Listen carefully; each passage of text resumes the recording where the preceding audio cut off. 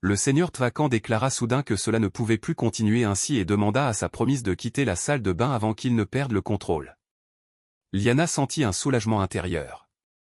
Elle savait depuis le début que le seigneur Tvacan ne lui ferait pas payer la faveur. Elle affirma qu'elle savait parfaitement qu'il était un homme bien et lui demanda de se calmer pour qu'elle puisse gérer son fiancé à sa manière. Exténuée, Liana regagna difficilement sa chambre et s'effondra sur le lit, le corps vidé de toute énergie. Elle venait de terminer de lui laver les cheveux et de soigner ses blessures. L'heure du dîner était passée depuis longtemps. Elle se surprit à réfléchir à la manière dont il avait pu supporter une telle douleur. Une simple ecchymose représentait déjà pour elle une épreuve. Elle rejeta mentalement la faute sur le fils, dont l'entêtement l'avait plongée dans cette situation. Il refusait d'accepter la fin de leur relation. Le Seigneur avait ordonné son emprisonnement, et l'homme devait en cet instant être assis dans une cellule. Elle pensa au moment où le Seigneur Lyndon la prendrait, imaginant la rigueur de sa réaction. Pour se distraire de la douleur, elle tenta de se concentrer sur quelque chose de positif. La voix de son fiancé résonna alors dans son esprit, le ton suppliant, lui demandant de s'éloigner tant qu'il pouvait encore demeurer bienveillant. Les mots étaient durs, mais la voix restait douce. Une sensation de vulnérabilité l'envahit, comme si elle se tenait exposée face à un prédateur prêt à frapper, même si elle savait avec certitude que le seigneur Tvacan ne lui ferait jamais de mal. C'était sans doute pour cela qu'elle se sentait si en sécurité en sa présence. Ce qui la troublait demeurait sa manière d'être entrée dans la pièce, comme s'il avait été complètement désorienté. Soudain, la porte grinça. Liana se redressa, le cœur tendu, puis la lumière de la bougie dévoila le visage du seigneur Tvacan. Le choc se peignit sur celui de la princesse. Il déclara être venu percevoir son paiement. Liana resta désemparée. Il n'était pas de ce genre d'homme, il ne ferait jamais cela. Il affirma que la princesse avait obtenu ce qu'elle désirait et qu'il n'y avait aucune raison pour qu'il ne fasse pas, lui aussi, ce qu'il voulait. La princesse répondit en demandant ce qu'il comptait faire en tant que fiancé. Il assura qu'il ne ferait rien qu'elle n'apprécierait pas. Liana reporta son attention sur le pot qu'il tenait à la main. Il répondit que c'était un médicament et lui demanda de se tourner. Il précisa qu'il ne lui demanderait pas de se déshabiller et qu'elle devait seulement s'asseoir le plus près possible. Il ajouta qu'elle devait supporter, même si cela démangeait un peu. Une seconde plus tard, elle protesta, troublée par ce qu'il faisait. Il affirma qu'il prenait simplement soin de sa promise. Il remarqua que, même lorsqu'elle se montrait virulente envers lui, elle ne se pressait pas de prendre soin de sa propre santé. Liana tenta de l'assurer qu'elle pouvait atteindre elle-même les zones concernées. Il lui rappela qu'elle aurait pu se laver seule auparavant, mais qu'elle avait accepté son aide. Il déclara que, désormais, c'était son tour. La princesse évoqua le fiancé qui était venu percevoir un paiement. Le seigneur répondit calmement qu'il avait décidé de remplacer cette demande par cette action. Elle voulut comprendre pourquoi il procédait ainsi. Il répondit que, dès le début, il était évident qu'elle n'allait rien faire pour ses blessures. Elle exigea qu'il lui donne le médicament, mais il refusa, expliquant que, dans ce cas, il ne pourrait pas la toucher. Liana sentit naître en elle une satisfaction secrète, et un discret sourire effleura ses lèvres. Le seigneur Tvacan ajouta qu'elle avait de nombreuses ecchymoses dans des zones difficiles à atteindre. Elle lui demanda de se dépêcher, mais il rétorqua qu'il avait dû supporter ses propres gestes et qu'il n'était pas pressé d'appliquer le produit. Il comptait prendre son temps, savourant l'instant. Elle fit remarquer que ce genre de propos convenait mal à quelqu'un chargé d'appliquer un médicament. Il répondit qu'il n'avait aucune patience pour les convenances à cet instant. Liana évoqua l'importance de demeurer convenable, mais il affirma trouver cela inutile et demanda en quoi cela servirait. Puis il ajouta que ce serait seulement pour la faire sienne. À travers ses propos, Liana rougissait en affirmant qu'elle ne trouvait pas cela inutile et qu'aucune femme n'aimerait un homme vulgaire. Pourtant, son visage se chargea d'une tristesse discrète lorsque le seigneur Tvacan répondit que, s'il n'y avait personne d'autre dans sa vie, cela aurait peut-être pu être vrai. Il ajouta qu'il comptait attendre que Liana l'oublie d'elle-même, mais qu'après tout ce qui s'était produit ce jour-là, il pensait avoir changé d'avis, comme si un événement de ce genre pouvait se reproduire un jour. Liana insista sur le fait de n'avoir commis aucune trahison, mais le leur maintenait qu'il ne pouvait plus lui accorder sa confiance. En elle, Liana se répétait de ne jamais lui avoir donné son cœur et que cela ne servirait à rien de le lui dire maintenant puisqu'il ne la croirait pas. Le seigneur Tvacan, toujours occupé à lui passer la pommade, avoua quelque chose à la princesse. Lorsqu'il la regardait, il avait l'impression qu'accepter une situation et couper un sentiment n'était pas la même chose. La princesse s'attendait à ce genre d'affirmation, consciente qu'il la croyait incapable d'oublier son ancien amant. Elle promit de faire des efforts sous le regard déterminé du Lord Vacant. Il l'exhorta à faire davantage jusqu'à ce qu'il puisse à nouveau lui accorder sa confiance. Le seigneur Vacant s'approcha de son cou et lui murmura qu'il souhaitait l'embrasser à cet endroit précis. Lyanna rougit, stupéfaite par les paroles du Lord Vacant. Il lui demanda si elle avait peur, puis ajouta que, si c'était le cas, elle devrait le supporter. Il mordilla son cou et la princesse ne parvenait plus à contrôler l'envie qu'elle ressentait. Les yeux du lord restaient fixés sur elle. Il attrapa les bras de la princesse et, en un instant, elle se retrouva allongée sur le lit.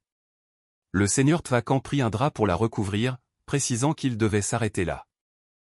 La princesse ne comprenait plus et demanda pourquoi il s'interrompait, mais le lord répondit qu'il allait lui aussi dormir.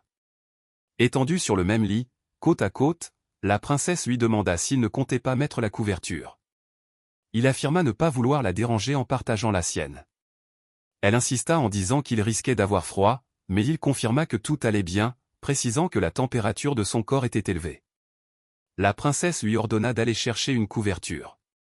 Le lord lui demanda si elle voulait réellement qu'ils dorment ensemble, et la princesse rétorqua que, de toute façon, sa décision était prise. Elle se leva et alla chercher une couverture pour le seigneur Vacant, ajoutant qu'il faisait encore plus froid à l'aube. Elle se dit alors qu'elle pourrait dormir paisiblement. Le seigneur lui souhaita bonne nuit. À l'aube, la princesse, toujours endormie, se reprochait intérieurement de ne pas s'être réveillée à l'heure habituelle. Elle ne comprenait pas ce qui s'était passé. Ses joues se colorèrent en repensant à la proximité qu'elle avait eue avec le seigneur Vacant. Elle se demandait intérieurement à quel moment il s'était rapproché, puisqu'il se tenait à bonne distance avant de s'endormir. Le Lord Vacant dormait profondément et Lyanna le fixait longuement, concluant qu'elle ne devait pas le réveiller compte tenu de son état. En réalité, elle se surprenait à souhaiter qu'il puisse rester ainsi toute la journée. Elle ne se sentait pas dérangée par sa respiration, par l'écho discret des battements de son cœur ou par le poids de son bras posé sur sa taille qui l'empêchait de bouger. Rien de tout cela ne lui déplaisait. Elle remarqua qu'il semblait vouloir se réveiller mais désirait qu'il dorme encore un peu, comme si leur étreinte pouvait durer des heures. Lorsque le Lord Vacant ouvrit les yeux, les deux acteurs principaux se fixèrent intensément, toujours serrés l'un contre l'autre. Le Lord se demandait s'il était responsable de cette situation, mais Lyanna ne pouvait le confirmer. Il affirma que c'était la première fois qu'il se retrouvait aussi proche d'elle. Lyanna acquiesça. Leur proximité était telle que la princesse remarqua l'une de ses cicatrices et que le seigneur Vacant, lui, observait les grains de beauté de la princesse. Tous deux restaient sur le lit, se touchant avec une tendresse retenue. Le seigneur Vacant demanda à Lyanna si elle lui permettait d'aller plus loin. La princesse répondit en évoquant la possibilité qu'ils doivent lui baisser ses vêtements, mais le seigneur répliqua que cela n'était pas nécessaire. Le regard de la princesse changea alors, et le seigneur comprit qu'elle souhaitait qu'il abaisse ses vêtements. Il la fixa puis se plaça au-dessus d'elle. Il lui dit si elle se rendre compte de ce qu'elle venait de dire, Lyanna acquiesça. Lyanna affirmait qu'elle était consciente de ce qu'elle venait de dire, mais le Lord Vacant répondit qu'elle ne le savait pas réellement, sinon elle aurait déjà fui. Lyanna ne comprenait pas totalement ce qu'il voulait exprimer. Il s'approcha de l'oreille de la princesse et lui murmura qu'il était trop tard, puis il voulut l'embrasser. Lyanna répondit qu'elle le savait, et tous deux finirent par s'embrasser avec une tendresse qui les enveloppa progressivement.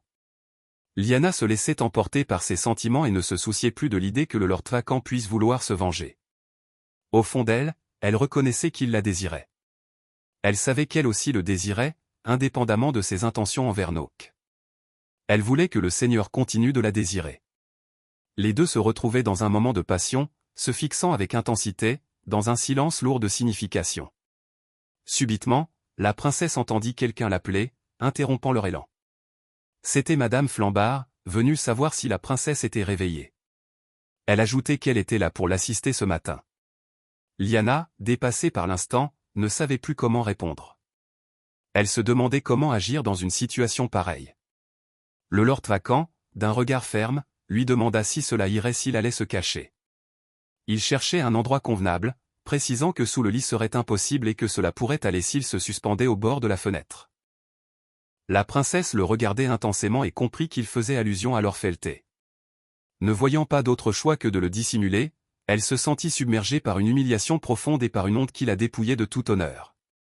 Lord Traquan lui demanda d'essayer de gagner du temps pour lui permettre de s'échapper.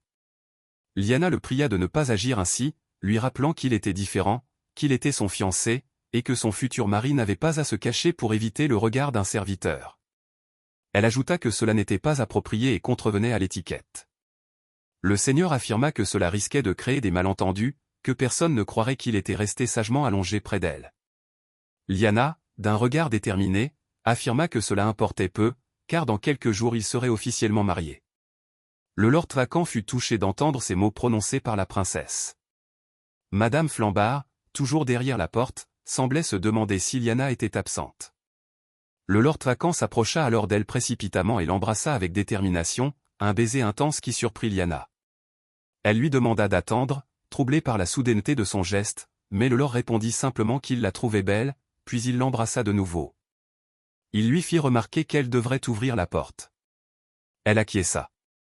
Madame Flambard entra et s'excusa de son intrusion. Elle aperçut la princesse et le seigneur Traquan, côte à côte sur le même lit, et poussa un cri d'étonnement. Elle ne comprenait plus ce qui se passait. Le Lord Traquan la salua. Encore sous le choc, elle demanda si le seigneur se portait bien. Lyanna, avec un léger sourire, affirma que Madame Flambard n'avait aucune raison d'être surprise, que le seigneur Traquan avait simplement passé la nuit dans sa chambre, et que son fiancé méritait d'être traité avec les mêmes attentions qu'elle. Madame Flambard approuva la décision de Lyanna et proposa de préparer de l'eau pour que tous les deux puissent se laver. Après son départ, Lyanna et le seigneur Traquan demeurèrent seuls. Lyanna, encore saisie par ce qui venait de se produire, demanda au seigneur de rejoindre ses appartements afin de se préparer pour commencer la journée.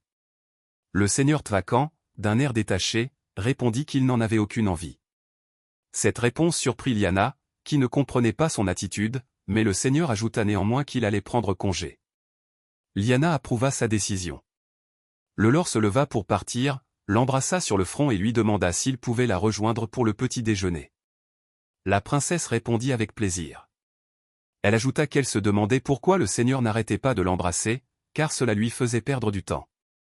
Le seigneur, en partant, lui lança un regard chargé d'un amour retenu et lui demanda de ne pas oublier qu'il la retrouverait bientôt.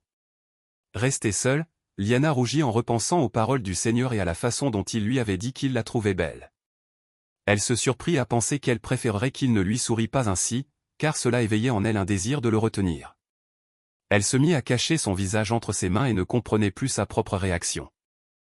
La nourrice revint vers la princesse et lui demanda de passer par ici, puis sollicita la permission de lui retrousser les manches. Lyanna la remercia et ajouta qu'elle souhaitait s'occuper seule de sa toilette. Madame Flambard lui annonça qu'elle avait entendu dire qu'elle prendrait le petit déjeuner avec le chef des barbares, et qu'il serait préférable que son apparence soit irréprochable. La princesse acquiesça. La nourrice lui demanda de pardonner son impertinence, mais expliqua qu'elle ne pouvait s'empêcher de poser la question de savoir si elle avait réellement partagé son lit avec le seigneur la veille. Lyanna confirma que c'était bien le cas, mais Madame Flambard ne comprenait pas pourquoi ils avaient passé la nuit ensemble alors que le seigneur était censé être en colère contre elle à cause de l'affaire avec Felté. Elle évoqua la scène de tout à l'heure et affirma ne plus rien comprendre. La princesse ne savait plus quoi répondre pour se justifier. La nourrice lui demanda si, par hasard, elle avait ouvert son cœur au chef des barbares. Lyanna répondit qu'elle ne le savait pas vraiment. Madame Flambard la regarda attentivement et ajouta qu'elle avait souvent entendu dire que les choses commençaient ainsi, que cela ressemblait à ce qui se produit au début, et qu'il fallait croire que cela était peut-être vrai. La princesse demanda à comprendre ce qu'elle voulait dire. La nourrice répéta qu'elle parlait des relations entre les hommes et les femmes, que tout pouvait arriver très vite, sans que l'on s'en rende compte, et que personne ne savait vraiment pourquoi. Elle demanda à la princesse d'écouter attentivement ce qu'elle s'apprêtait à lui dire au sujet de sa grossesse. À moins que cela ne soit vraiment nécessaire, il serait préférable de révéler la vérité au seigneur Traquan. Elle précisa qu'elle ne connaissait rien à la politique, mais que, concernant les relations entre hommes et femmes, elle s'y connaissait un peu mieux qu'elle. C'était pour cette raison qu'elle lui donnait son avis.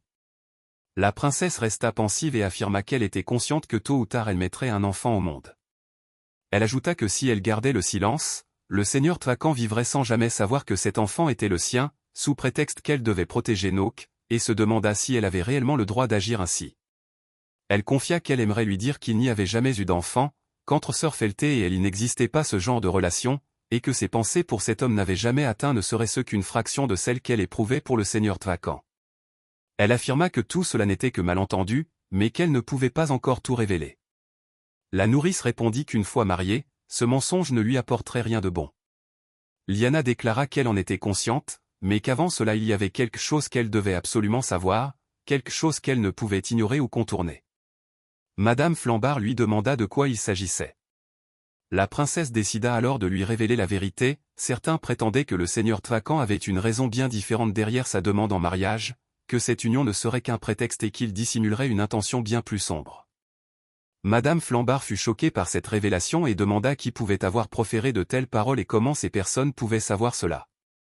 Lyanna répondit qu'elle ignorait elle-même si c'était vrai ou faux, et que sœur Euros s'était absentée pour enquêter à ce sujet. La nourrice demanda ce qu'il faudrait faire ou s'il faudrait reporter le mariage, mais Lyanna répondit que si elle s'impliquait directement dans la situation actuelle, cela ne ferait que renforcer les soupçons du seigneur Tvacan. Elle demanda alors une faveur à Madame Flambard, expliquant qu'elle pensait que sœur Euros n'était peut-être pas le seul au courant. La nourrice lui demanda de qui elle parlait. Lyanna prit sa main et lui demanda si elle accepterait de rencontrer cette personne à sa place. Madame Flambard la fixa intensément et demanda qui elle devait rencontrer. Elle se mit en colère lorsqu'elle comprit qu'il s'agissait du vieil homme mendiant qu'elles avaient vu l'autre jour. La princesse lui demanda si elle se souvenait de lui. La nourrice répondit que oui et demanda si le mendiant mendiait toujours près du temple. Elle ajouta que, si elle devait s'y rendre, elle ferait mieux de se dépêcher de se préparer, et précisa qu'il serait préférable d'aller à l'abri des regards. Lyanna la remercia pour son aide. Madame Flambard complimenta la princesse sur sa robe. Lyanna se moqua doucement de sa nourrice en lui rappelant qu'elle ne l'avait pas écoutée lorsqu'elle lui avait demandé de vendre la robe. Elle ajouta qu'en réalité ce n'était pas indispensable et qu'elle ne savait pas à quelle occasion la porter, mais Madame Flambard la persuada de ne pas dire cela, car aujourd'hui était l'occasion idéale pour porter cette tenue. Elle ajouta que l'accessoire placé dans ses cheveux était très beau. Lyanna la remercia. La nourrice regarda l'heure et déclara qu'il était temps pour elle de partir. Lyanna la regarda s'éloigner et lui demanda de faire attention. Elle se leva ensuite avec l'intention de continuer à ajuster la tenue de cérémonie du seigneur Tvacan, qu'elle avait laissée dans la chambre de Madame Flambard. Elle se regarda dans le miroir et se demanda si tout convenait réellement. Elle se rappela soudain les paroles du seigneur Tvacan qui l'avait complimentée sur sa beauté. Elle se demanda s'il la trouvait réellement jolie. Elle était nerveuse à l'idée de le revoir et ne comprenait pas pourquoi il était le seul à lui faire un tel effet. Elle était consciente qu'elle ne devait pas éprouver de tels sentiments pour lui et se demanda si le seigneur ne risquait pas de l'empoisonner. Dans le couloir du palais, la princesse croisa sœur Machilo. Elle lui demanda ce qu'il faisait devant son bureau. Sœur Machilo répondit qu'il n'avait pas le choix, qu'il avait beaucoup de travail et qu'il devait s'entretenir avec elle au sujet du règlement des travaux des escaliers du temple. Il ajouta qu'il y avait d'autres questions qui requéraient son attention. Lyanna, plongée dans ses pensées, comprit que sœur Lindon semblait particulièrement pressée. Elle ordonna cependant à sœur Machilo d'être patient et lui indiqua que la somme serait réglée ultérieurement au nom du seigneur Tvacan. Sœur Machilo acquiesça, mais précisa qu'il faudrait au moins verser une partie de la compte à la carrière en raison du retard des travaux. Il ajouta que ce n'était plus des prières mais plutôt des sanglots que l'on entendait désormais au temple, ce qui expliquait sa présence. Il précisa que de nombreux sujets nécessitaient une discussion et justifiaient sa venue si matinale au palais. Lyanna lui demanda de régler rapidement les affaires et l'invita à entrer dans son bureau. Sœur Machilo la remercia de lui accorder une audience. Elle referma la porte et aperçut un homme à côté de sœur Machilo. Lyanna, irritée, demanda ce qu'il faisait là et pourquoi il avait verrouillé la porte. Sœur Machilo la supplia de le croire, affirmant qu'il n'avait pas eu d'autre choix. Sœur Lindon leur ordonna de se taire et d'écouter ce qu'il avait à dire.